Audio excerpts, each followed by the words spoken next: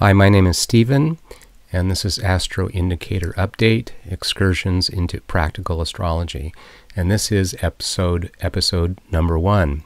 Today's date is May 12th, 2019. So let's look at the content of today's episode.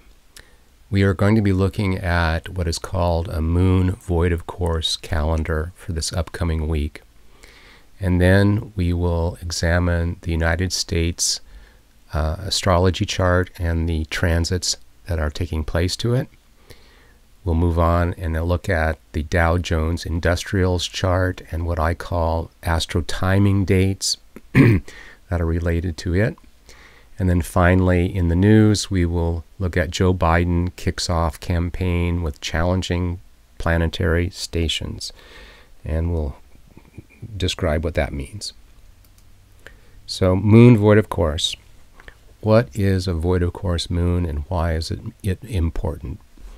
The void of course moon is the name given to the transition of when the moon is moving from one astrological sign to another.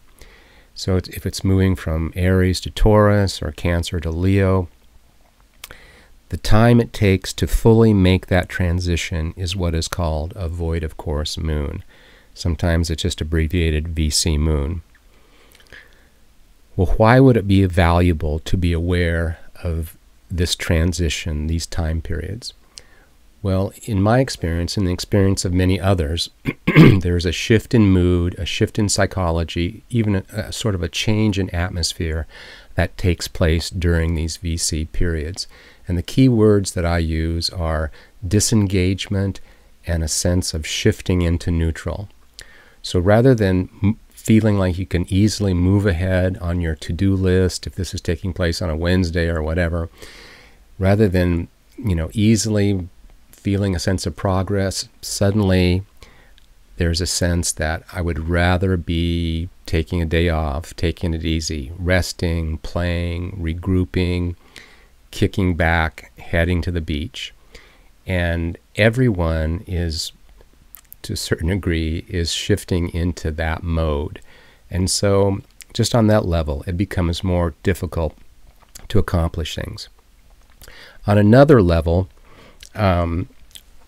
traditionally in astrology, starting something when there is a VC period taking place usually is not a good idea, because what often happens is that later on unexpected and unwanted outcomes start occurring.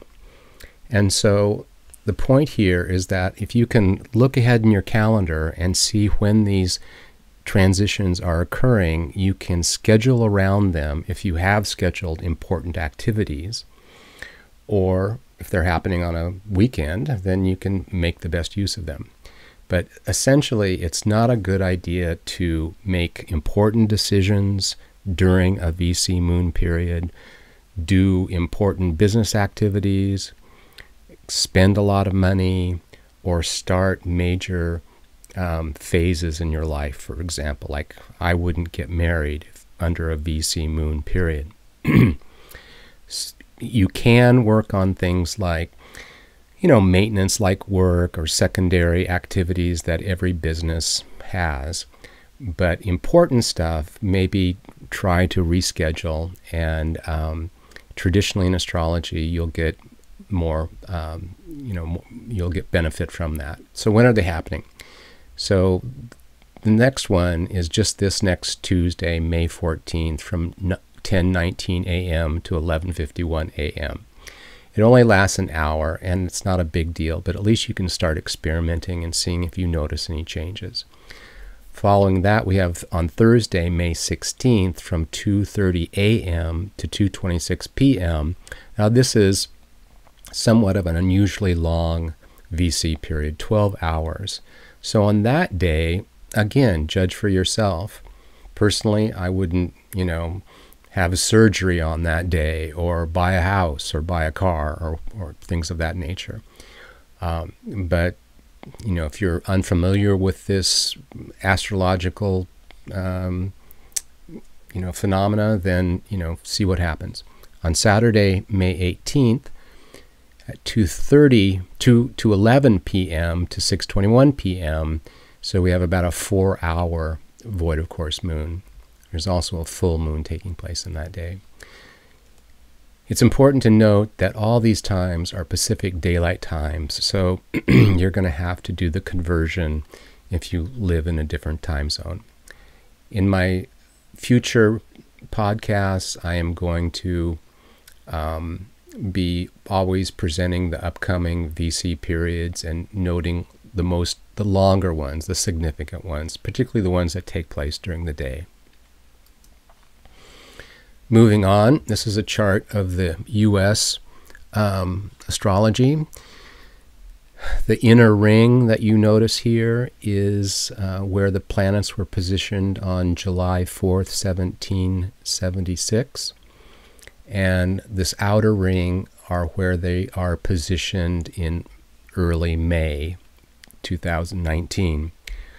And when you look at the relationship between these two, that tells you something. And this movement of planets currently in the sky, this movement is called the transits of the planets. And when you see a significant relationship, like one planet is opposite a key planet in the natal chart, then that can often help define the time period that you might be going through. Because just as in an individual's life, where that person kind of goes through ups and downs and good times and bad, a country goes through similar phases, similar time periods. And astrology can help us clarify the nature of these time periods. So what's taking place right now? Right now, via transits, we have Saturn opposite the U.S. Sun, Pluto opposite Mercury, Uranus in conjunct the ascendant. Okay? So let's go through these individually. Saturn to the Sun. Saturn has been opposite the Sun for some time, and it will be again one more time this September. Well, let's look at the general meaning of Saturn and briefly of the Sun. On the negative side, Saturn deals with restriction, delays, frustration, the tendency to excessively try to control things. On the positive side, this frustration, this pressure that a person or country may feel may force them, hopefully, to face reality, to make constructive changes in their lives, to become more mature and responsible. Now, this list I have here are just some associations that I have that I think are related to this transit. For example, Saturn deals with helping us define more clearly what it is that we want or where we're headed, which are meanings related to the Sun. The Sun deals with identity, direction, purpose. So this is sort of on a positive note. We are going through a 2-year period where we're defining more who we are as a country. Okay? And also, Saturn deals with security issues. And I think these security issues are emphasized right now, particularly when it comes to the question of the border security. Paranoia seems to be increased, and that is typical during a Saturn period where there is more fear. And here it can take many forms depending on one's political orientation. But is it the Russians or is it the deep state and so forth? And again, on a positive note, ultimately, hopefully, this time period will help us see reality more clearly, face up to it, because our country has some major problems relative to our debt, our healthcare system, income inequality. These are things that we need to look at and deal with. And finally, we have, and this has been going on for some time, because actually Saturn and Pluto and Uranus are strong in the U.S. chart anyway, but since they're transiting, their they symbolize energies that are particularly strong over these years. And so finally, I was going to just note that Saturn deals with issues regarding control, excessive control. And I think I see that with censorship in social media, in the startling increase in surveillance that we have in our country. So how long will this last? This has been going on for about a year. It's continuing through this year and will be heightened in September, and possibly this just increased intensity will diminish somewhat by the end of the year. So let's look at Pluto. Pluto to Mercury. So Pluto, the negatives and the positive of Pluto. Pluto deals with destruction, dark impulses, manipulation. Oftentimes there's an acute sense of crisis. Power trips can take place, power issues. On the positive side, there can be regeneration. There can be a rebirth after the crisis. And there can be an uncovering of the corruption, but then a prosecution of that corruption. And ultimately, hopefully, at the end of the day, Pluto will bring about a healing of some sort in the individual or within the country. So what do I see as relating to this transit? Well, Mercury deals with news, intelligence community, business transactions, things of that nature, transportation. They're, probably in an ideal world, we are transforming those areas of our society, because during this time period it's being uncovered and it's surfacing that there has been excess bias, excess propaganda going on. We are uncovering corruption in a number of areas, in business, in politics, and in the intelligence communities. We are realizing that there have been subversive activities going on, and we're examining, the abuse of power that has been taking place. And hopefully out of this, if we can emphasize the positive, and that's maybe the purpose, the overall purpose of understanding these symbols in astrology, is that we can move towards the positive. Hopefully we can find, correct some of these things and find some healing. So what's the duration? It's between this year, 2019, this particular transit, through 2020. And finally, we're having Uranus to the ascendant. It's sort of an unusual aspect. It's an inconjunct, but I use inconjunctions in my work. So we'll go through the same format: Uranus, negative, positive.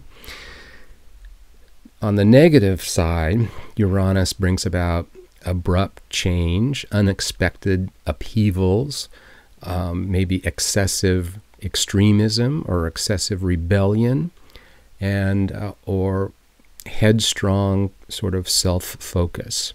Those are some of the negatives.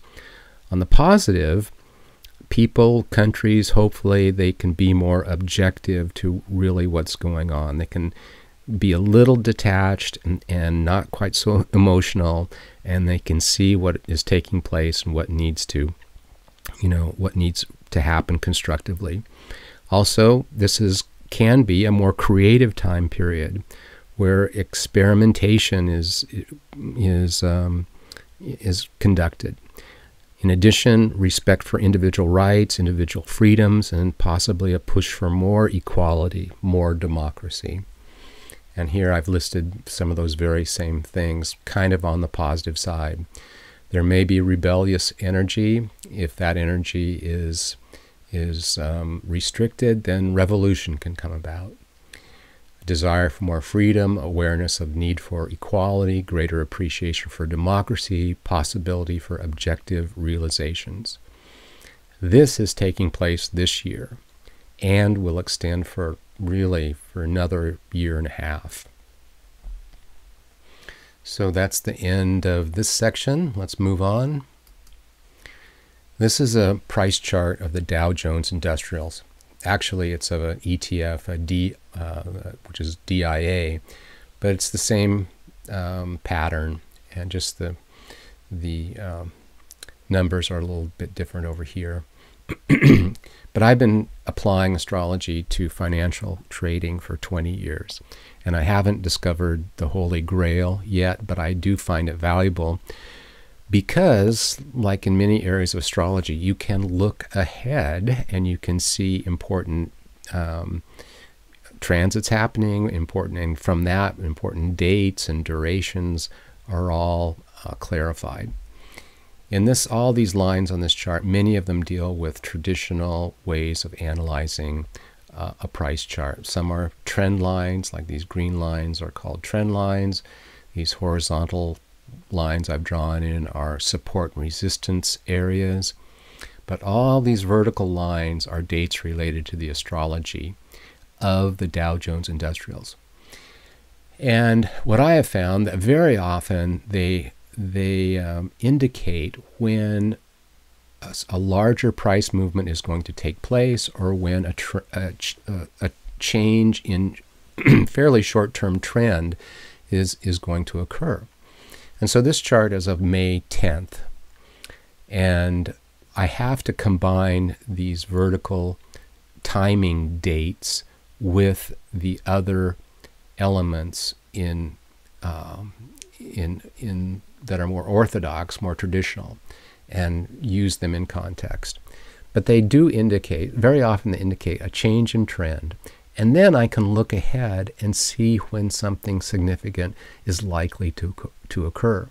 Now, in the Dow Jones, we have a date coming up, May 14th, and then another one, May 24th, where I've got them marked here. I am looking for changes in trend on those days, and I am going to be combining them once those days arrive, combining that understanding, that awareness with some of these other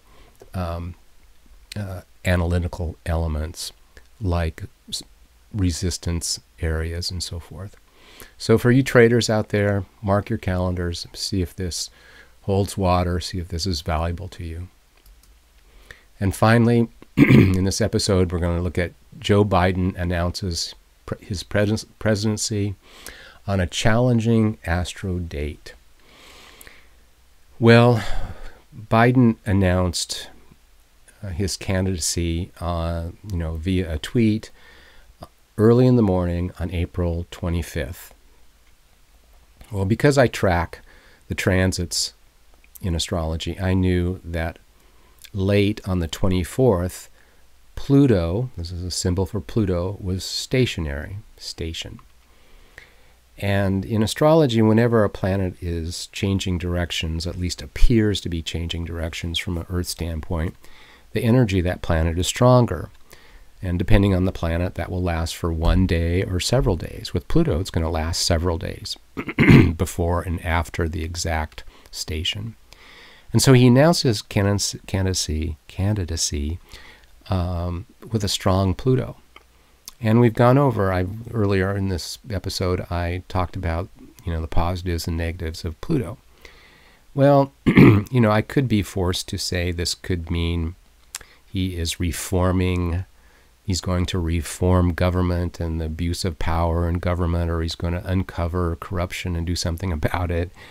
But, he's been a political insider for a long time.